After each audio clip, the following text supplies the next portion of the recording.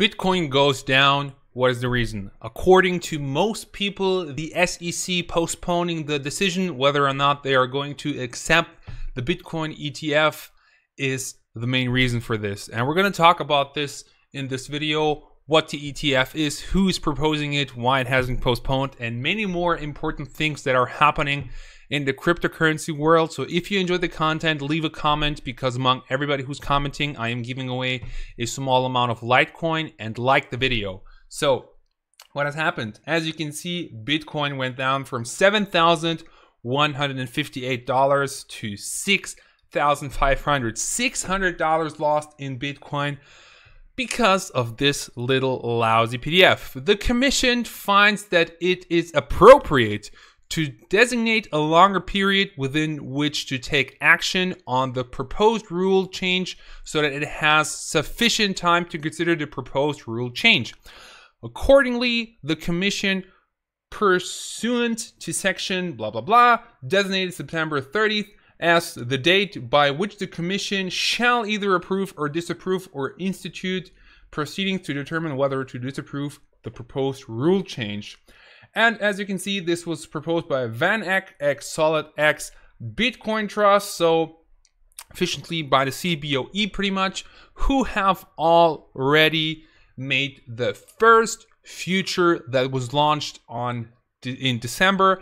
And since then, of course, the Bitcoin price went down, but is it due to the future? Who knows? Nobody knows.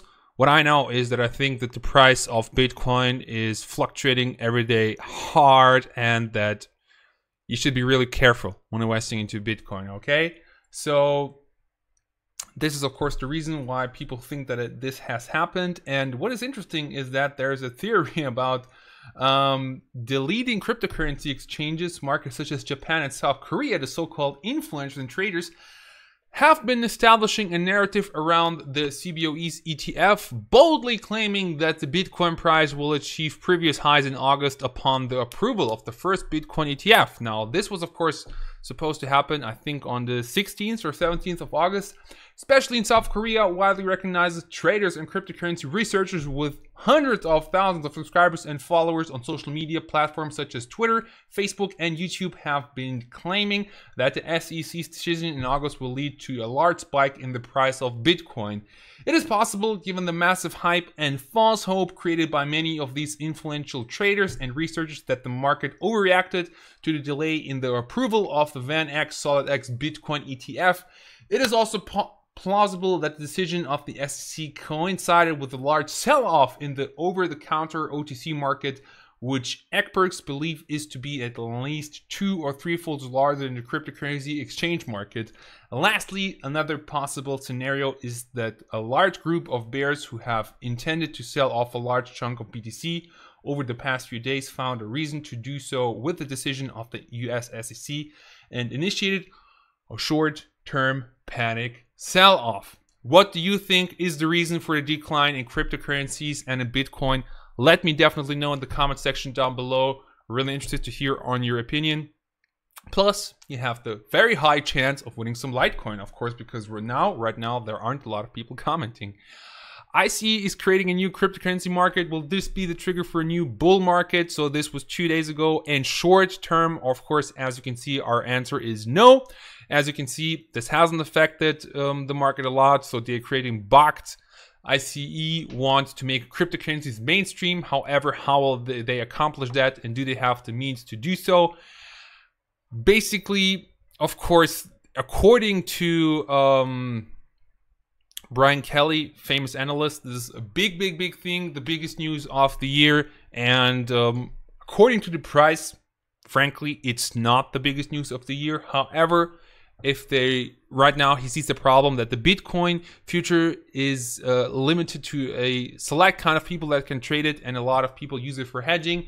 And making crypto go mainstream using BOCT, the ICE's cryptocurrency arm, would of course be great news, because then a lot of private investors would suddenly invest. However, right now the ETF, the SEC, is dictating the price of Bitcoin. Further on, the second Swiss bank is accepting Bitcoin. So the main reason why most don't accept is because of money laundering and compliance. So Bank Freeh Liechtenstein is accepting them, and Mark Baumann doesn't provide for direct investments in cryptocurrency. It is, however, prepared to provide its clients with experts if needed be. So again, the Swiss country, Switzerland, is one step ahead of the rest of the planet and already preparing for cryptocurrencies. And already now a lot of ICOs have their offices in Switzerland, especially in Zug, in so-called Crypto Valley. Only crypto assets from payments received for a service rendered or from mining successes can be kept with the bank. Even with the service provided, Mark Baumann is still skeptical of some cryptocurrency investments. In general, we currently advise against larger investments in cryptocurrencies. Cryptocurrencies are not, in our estimation, suitable for long-term investment due to the uncertainty outlined above. And I can 100% agree with this. You have to have a very balanced portfolio. Have some of your money in very safe stuff, such as real estates or bonds, whatever. Have some in a bit more risky stuff, such as stocks. And then if you really want to gamble, put it into cryptocurrencies, but be very cautious because you're responsible for your own investment, and this video is only my personal opinion. So in my opinion, the younger you are, the more you can gamble, the more you can put into risky investments. However, if you have 100% of your money in cryptocurrencies, in my opinion, you're a bit extreme. So calm your tits when it comes to that and invest some in your stocks. Then we have former FBI Director Louis Freeh talking about the Tether investigation. So he was a big shot during the Clinton era and is still a big shot, and he has his own, how do you call it? He has his own company doing financial audits, and they did an audit on Tether, and basically already in June, they issued a statement where they said everything is fine with Tether, but Tether is hiring the company, and then the company is issuing exactly that, what Tether wants. Many people are not sure about this, and rightly so, are doubting the legitimacy of this issue. So basically, if you want to find out more about that, check out the article on Yahoo, because he did an interview with Yahoo, very extensive. However, the gist of the whole interview is we were very thorough when we checked everything, and we talked to big banks, but we can't name the banks, and Tether is pretty much legit. So what do you think about Tether's legitimacy? Let me know in the comment section down below, and win some Litecoin. Furthermore, people's money is crypto and it will outlast fiat, says famous writer Mr. Kiyosaki, who authored Rich Dad, Poor Dad, a brilliant book, which I recommend everybody. In my opinion, everybody should really read this book. And he said, government money, which is fiat currency, God's money, which is gold and silver, which will be there after cockroaches go extinct, and people's money, which is virtual currencies. So he said that we are going straight into a big crisis, that it will be a lot bigger than the crisis that we had in 2008 and also in 2000. So what do you think? I think that we are bound. I mean, trees don't grow to the sky. They start growing after some time. So I think that after all these bullish years for the stock market, I think it's bound to go down soon. I don't know when. However, it will be very interesting to see how cryptocurrencies will behave once stock prices start to plummet. Going on, similarly to Tether, this is something a bit older, but nonetheless, I wanted to include this in this video. Coinbase did an internal probe on their inside trading allegations for Bitcoin Cash. So as you know, it was listed for a while, then Bitcoin Cash exploded, and then all of a sudden, it wasn't available. So we're very cheesy stuff going on with Coinbase. However, in their internal probe, they said that everything is fine. What do you think about the whole situation with Coinbase? Let me know in the comment section down below.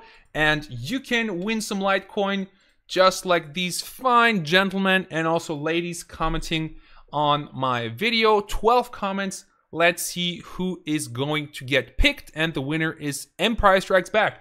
Thanks for the video and news, Marco. The ETFs will most likely drive prices higher, especially initially, but I think the estimates may be a bit too optimistic in the short term.